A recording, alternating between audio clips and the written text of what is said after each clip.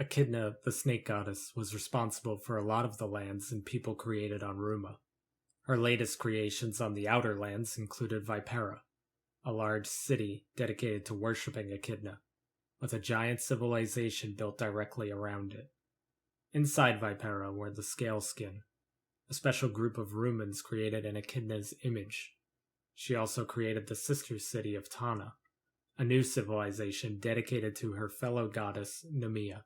Upon her arrival, Nemea chose to leave the creation to Echidna, but Echidna convinced her to create her own people similar to the Scaleskin. Thus the Leogata were born. Similar to how the Scaleskin mimicked Echidna in appearance, the Leogata were built with Nemea's lion origins in mind.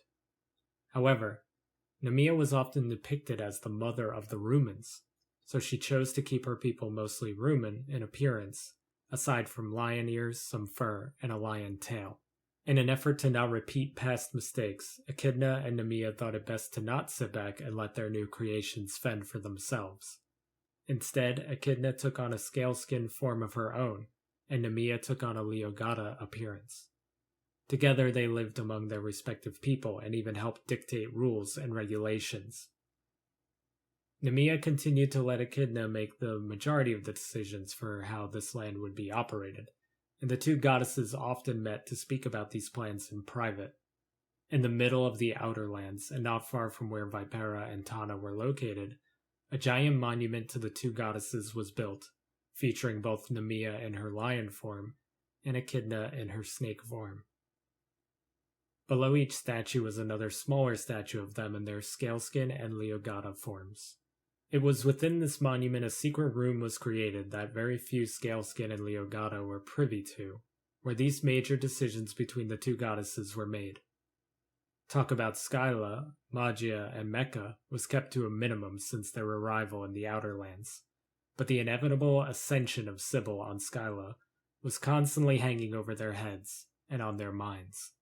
Sooner or later they were going to need to prepare those living on the Outer Lands for Sybil's arrival.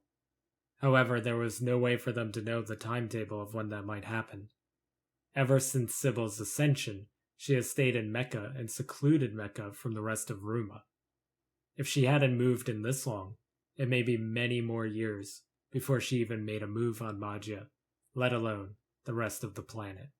Sybil, much like the gods and goddesses, was immortal, so time was something she had plenty of. Therefore, biding her time for the perfect moment that is favorable to her was smart. Learning and evolving beyond anyone's comprehension, even the gods and goddesses, could have been her strategy from the very beginning, and she was going to see it through. This meant that Echidna and Nemea had time to make the foundation of the Outer Lands strong, time to make sure their economies are profitable, and their military formidable. Vipera and Tana would just be the beginning. After all, the Outer Lands were vast, and there was plenty of room to build more civilizations. However, Echidna explained to Nemea that they needed to take their time to ensure that the Rumans of Vipera and Tana would be able to run the cities themselves once they moved on to build up the rest of the Outer Lands. They both agreed that this would require strong leaders. That is where a scaleskin named Mitra comes into play. Mitra had been the topic of discussion for many of Echidna and Nemea's private meetings. As soon as Echidna suggested strong leaders to take their place while they were away, Mitra's name was the first mentioned. Mitra was not Echidna's right-hand scaleskin or anything, not by any means. As a matter of fact, Mitra often spoke up in protest of some of Echidna's decisions. Some of these outbursts were immediately denied or shot down, mostly due to the risk of falling into the same mistakes made in Magia and Mecca. But a lot of these suggestions were made with the best interest of the scaleskin Rumans in mind, so Echidna took these opinions very seriously. It was obvious to her that these weren't all just Mitra's opinions. These were the opinions of many scaleskin Rumans, and it was pivotal that she listened. Mitra challenging Echidna's rules made him very similar to Claudius of Magia. He wasn't just a scaleskin acting out or being rebellious. He was a scaleskin that was highly respected and trusted by his peers to speak on their behalf. As the one chosen by the other scaleskin to speak up when needed against Echidna, it was often misconstrued that Echidna hated Mitra, but it was actually quite the opposite. She respected him more than any other scaleskin and knew if Vipera was going to have its first leader without Echidna's guidance, then it had to be him. Without a single scaleskin possibly knowing what Echidna and Nemea had planned for the future of the Outer Lands, Mitra was shocked and concerned to learn that Echidna had summoned him, specifically to go meet her privately. This was the first time this had ever been done in the history of Vipera, especially since Echidna was choosing to live among them in a scaleskin form. Previously, if she needed anything from an individual scaleskin, she would just approach them directly. Mitra's choices to speak for the other scaleskins and speak against Echidna's decisions made him concerned as he approached the area chosen for this meeting. To Mitra's surprise, the meeting was held in the large home that Echidna had built for herself. It was not the first time he had been there, as the large home was often full of scaleskin helping Echidna carry out her plans for Vipera. But on this particular day, Mitra noticed fewer scaleskin inside than normal.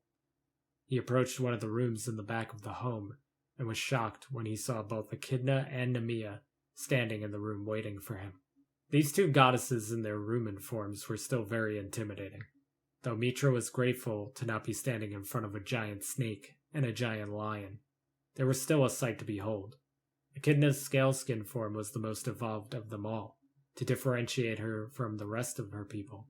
Her skin was thicker and appeared almost like armor with scales. Most scaleskin had yellow eyes, but Echidna's were much darker and had this strange blue hint to them.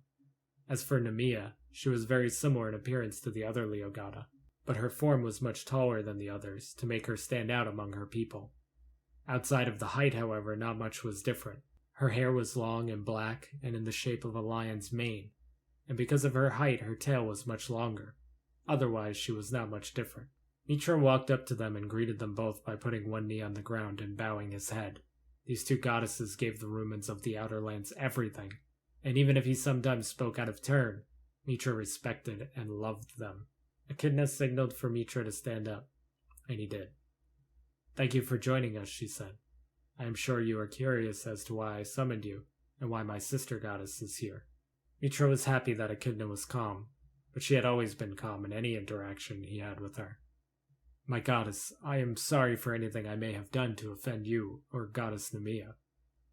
Echidna laughed, and Mitra noticed a slight smile on Nemea's face as well. "No need for apologies, Mitra. As a matter of fact, your representation of the scaleskins is exactly why we summoned you here. Nemea and I must leave Vipera and Tana for now, to build the rest of the Outer Lands, and we need someone the Rumans here respect and trust to lead them in our absence." Now it was Mitra who laughed. "You would trust Vipera and Tana to me? I'm not sure I could lead two cities without you two helping me." "You can," replied Echidna, "and you will. We will make sure you have the proper counsel around you to aid in this endeavor. However, you won't need to run both Vipera and Tana. We are going to put someone else in charge of Tana." "Indeed," Nemea finally spoke in agreement with her goddess sister.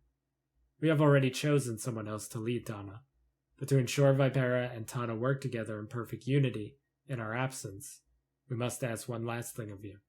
Mitra once again bowed his head. "Anything you do need, I will do." "Good." Echidna looked to Nemea. "Do you want to tell him, or should I?" "It will sound better coming from you," replied Nemea.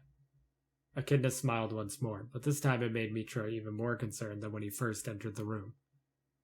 "The Leogata we chose to run Tana must rule in perfect harmony with you. Therefore, before Nemea and I depart, we will have a feast. More importantly, we will have a wedding." Mitra was a bit confused. Is my first act as leader of Vipera to wed a scaleskin with a Leogata? "No," said Echidna. "Your first act as leader of Vipera is to marry the Leogata we chose to lead Tana."